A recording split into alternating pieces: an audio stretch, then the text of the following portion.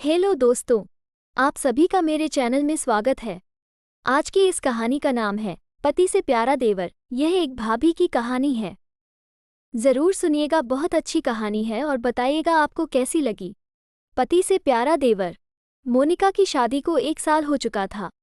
मोनिका की arrange marriage थी, इसलिए उसे अशोक पसंद नहीं था। मोनिका अशोक की तरफ ज्यादा ध्यान नहीं देती थी। मोनिका का सारा ध्यान हमेशा अपने देवर सुमित की तरफ ही रहता था। अशोक, मम्मी, मोनिका कहाँ है? दिखाई नहीं दे रही। माँ, पता नहीं, अभी तो रसोई में थी। बोल रही थी कि आज खीर बना रही है। तुम्हारा खीर खाने का बहुत मन है? तुमने उसे ऑफिस से फोन कर दिया था कि आज खीर बना देना। अशोक, मैंने तो कोई फोन नहीं किया। अच्छा चलो, कोई बात नहीं। अगर उसने इतने प्यार से बनाई है तो खा लूंगा। अशोक आवाज लगाते हुए। मोनिका, मोनिका कहाँ हो? सुमित के कमरे में। मोनिका, क्या बात है देवर जी? आपने अभी तक खीर को टेस्ट भी नहीं करके बताया कि कैसी है। मैंने इतने प्यार से आपके लिए खीर बनाई थी। आपको खीर में किशमिश पसंद है, इसलिए मैंने ढेर सारी डाली है। सुमित, थैंक यू भाभी। आप मेरा कितना ख्याल रखती हो। काश मेरी फ्यूचर वाइफ भी आपके जैसी हो। मोनिका, आप जब इस तरह से मीठी मीठी बातें करते हो ना तो मुझे बहुत क्यूट लगते हो। जी तो करता है आपको गले से लगा लूं। सुमित, भाभी, आपकी मजाक करने की आदत मुझे समझ नहीं आती। मोनिका बात पलटते हुए। अरे हाँ, मैं तो मजाक कर रही थी। चलो अब आप खीर खाओ। लगता है अशोक मुझे आवाज लगा रहे हैं। मैं उनकी बात सुन लूं? ये भी आते ही शोर मचाना शुरू कर देते हैं। अशोक अपने कमरे में ही था। मोनिका कमरे में जाती है। मोनिका, क्या बात है? इतना चिल्ला क्यों रहे थे? बोलो, क्या काम है? अशोक, बस ऐसे ही। तुमने मेरे लिए खीर बनाई, ये देखकर मुझे बहुत खुशी हुई। इसलिए तुम्हें थैंक यू बोलने के लिए आवाज लगा रहा था। मोनिका, तुम्हारे लिए नहीं बनाई वो खीर, मैंने अपने प्यारी देवर जी के लिए बनाई है। देवर जी को मेरे हाथों की खीर बहुत पसंद है ना, इसलिए। उद्धरण चिन्ह। अशोक, ओह, अच्छा अच्छा, चलो ये भी अच्छी बात है। भाभी हो तुम उसकी, अपने देवर की पसंद का ख्याल तुम नहीं रखोगी तो और कौन रखेगा? अशोक इस बात से अनजान था कि मोनिका के मन में आखिर क्या चल रहा है। सुमित के मन में ऐसा कुछ नहीं था। वो तो यही समझता था कि उसकी भाभी वैसे ही उसका ख्याल रखती है, इसलिए उसने कभी इन बातों पर ध्यान ही नहीं दिया। मोनिका अक्सर सुमित के आसपास घूमती रहती। सास को सारी बात समझ में आ रही थी। एक दिन, मोनिका, देवर जी, ये देखो, मैं मार्केट गई तो ये शर्ट पसंद आ गई। सोचा अगले हफ्ते आपका जन्मदिन है तो आपके लिए ले आई। ये शर्ट आपके ऊपर बहुत अच्छी लगेगी।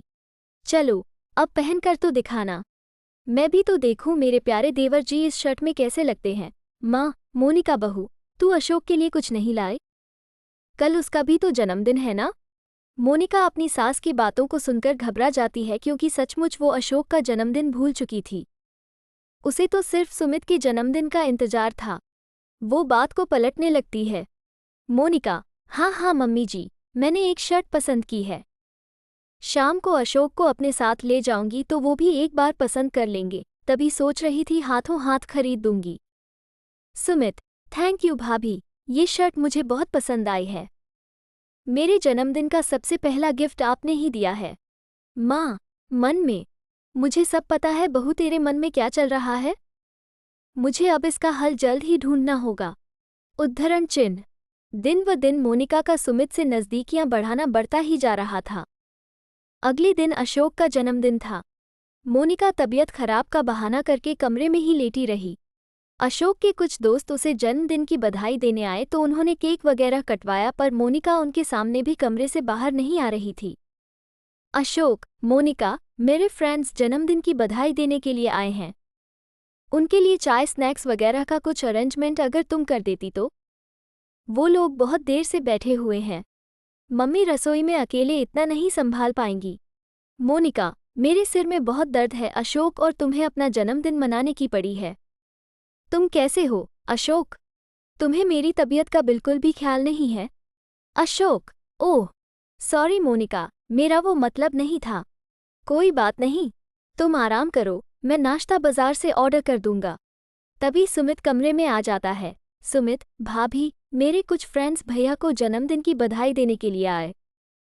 मैंने उन्हें कहा था कि आपके हाथ के ब्रेड पकोड़े बहुत टेस्टी होते हैं। चलो कोई बात नहीं, अगर आपकी तबीयत खराब है तो मैं बाहर से कुछ ऑर्डर कर लेता हूँ। मोनिका, बाहर से क्यों ऑर्डर करना देवर जी? मैं गर्मा गर्म ब्रेड पकोड़े अभी बना देती हूँ। आखिर आपके दोस्त पहली बार आए हैं और मेरे हाथ के ब्रेड पकौड़ी खाने चाहते हैं, तो ब्रेड पकौड़ा बनाने में मुझे देर ही कितनी लगेगी। इस समय अशोक भी वहां सामने मौजूद था। ये सब बातें सुनकर उसे थोड़ा अजीब लगा। अशोक, मोनिका, अभी जो मैंने बोला तब तो तुम्हारी तबीयत खराब थी, पर जैसे ही सुमित ने कहा तो तुम एकदम से उठ गई। ये ठीक नहीं है मोनिका। कहीं ऐसा ना हो कि एक दिन तुम्हें पछताना पड़े। मोनिका की सास जान चुकी थी कि पानी सिर से ऊपर उठ गया है, इसलिए अब उसने सोचा कि सुमित की शादी हो जाए। इसलिए अशोक ने मां के कहने पर सुमित के लिए लड़की ढूंढना शुरू कर दिया और सुमित को एक लड़की पसंद आ गई। लड़की का नाम अर्चना था। मोनिका अर्चना को देखकर जलन से भर गई। सुमित अर्चना से फोन पर बात करता तो मोनिका और भी गुस्से में आ जाती। मोनिका, देवर जी, मैंने आपके लिए इतनी मेहनत करके पिज्ज़ा बनाया और आपने पिज्ज़ा खाया तक नहीं। सुमित, फोन पर, एक सेकेंड अर्चना, जरा होल्ड करना। सुमित, सॉरी भाभी, वो अर्चना का फोन आ गया था इसलिए। मैं अभी खा लेता हूँ। सुमित, फोन पर, अर्चना, मैं तुम्हें थोड़ी देर बाद फोन करता हूँ। मोनिका, अरे, ये लो मेरे हाथ से खाओ। ये लो, उद्धरण चिन्ह। सुमित, रुको, अरे, मुझे उठने तो दो। मोनिका जानबूझकर सुमित से चिपकने लगती है। सुमित को ये सब बहुत अटपटा सा लग रहा था। उसे हल्का सा गुस्सा भी आया। तभी अर्चना का फोन आ जाता है। मोनिका कॉल देख लेती है और सुमित के हाथ से फोन छीनकर काट देती है। सुमित, भाभी, ये क्या बदतमीजी है? आपने अर्चना का फोन क्यों काट दिया? मोनिका, तुम पहले मेरे से बात करो। मैं तुम्हारे आगे पीछे घूमती हूँ, तुम्हारे लिए इतना सब करती हूँ और तुम मेरी तरफ ध्यान देने की जगह जो अभी तक तुम्हारी वाइफ बनी ही नहीं है, उस पर ध्यान दे रहे हो। सुमित, मैं आपका बिल्कुल भी मतलब नहीं समझ पा रहा हूँ। आप हटो, मुझे अर्चना से मिलने जाना है। हम दोनों एक रेस्टोरेंट में मिल रहे हैं, इसलिए मुझे अभी जाना है। मुझे देर हो रही है। कुछ दिनों में सुमित और अर्चना की शादी हो जाती है। अब शादी के बाद सुमित अपनी वाइफ पर ही ध्यान देता था। सुमित और अर्चना दोनों अपनी लाइफ में बहुत खुश थे। ये देखकर मोनिका मन ही मन अर्चना से ज्यादा नफरत करने लगी। अर्चना और सुमित मूवी देखने जाने वाले थे। मोनिका ये बात जानती थी। अर्चना तो यही सोचती थी कि मोनिका उसकी बड़ी जेठानी है, इसलिए वो उसी तरह से उससे अच्छा व्यवहार करती थी।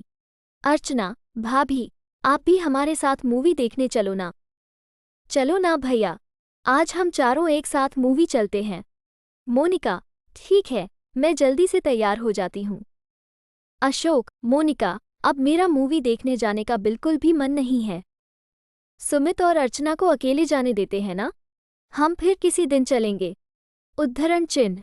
माँ, अशोक ठीक कह रहा है बहू, उन दोनों को जाने दो, तुम कल चले जाना। मोनिका, नहीं, मुझे आज ही जाना है। अब वो दोनों इतने प्यार से कह रहे हैं तो उन्हें मना कैसे कर दूं? सुमित, अर्चना, मेरा बिल्कुल भी मन नहीं है। मेरे सर में बहुत दर्द हो रहा है। अगर तुम बुरा ना मानो तो हम मूवी का प्लान फिर किसी दिन बना लें। आज भैया भाभी को जाने दो। अर्चना, अरे, तुम्हारे सिर में दर्द है, तुमने मुझे पहले क्यों नहीं बताया? रुको, तुम कमरे में चलो, मैं तुम्हारे माथे पर बाम लगा देती हूँ और गर्म गर्म अदरक वाली चाय बना लाती हूँ। मोनिका सुमित और अर्चना का आपस में प्यार देखकर चिढ़ जाती है। वो गुस्से में अपने कमरे में पैर पटककर जाने लगती है कि आंगन में रखी बाल्टी से उसका पैर टकरा जाता है और वो बहुत तेज जमीन पर गिर जाती है। वो देखती है सुमित उसे उठाने नहीं आता। वो उसे देखकर कमरे में चला जाता है, पर उसका पति अशोक भागा हुआ उसके पास आता है। अशोक, मोनिका, तुम ठीक हो ना? तुम्हें ज्यादा चोट तो नहीं आई? कहाँ ध्यान रहता है पता नहीं, बिल्कुल भी अपना ध्यान नहीं रखती हो। अपना हाथ दो, आराम से, उठो। मोनिका की आंखों में आंसू आ जाते हैं। वो जिस पवित्र रिश्ते को आज तक समझ नहीं पाई, उसका मतलब आज उसे साफ साफ समझ आ रहा था। वो जान गई कि उसकी असली खुशी उसके पति के साथ ही है। उस दिन से मोनिका ने अपना व्यवहार ठीक कर लिया और अशोक के साथ अपने रिश्ते को मजबूत बनाने की कोशिश करने लगी। आज की ये खास और मज़ेदार कहानी आपको कैसी लगी? नीचे कमेंट में ज़रूर बताएं। अगर आपको ये पसंद आए तो लाइक दबाएं, शेयर करें और मेरे चैनल को सब्सक्राइब करें। धन्यवाद।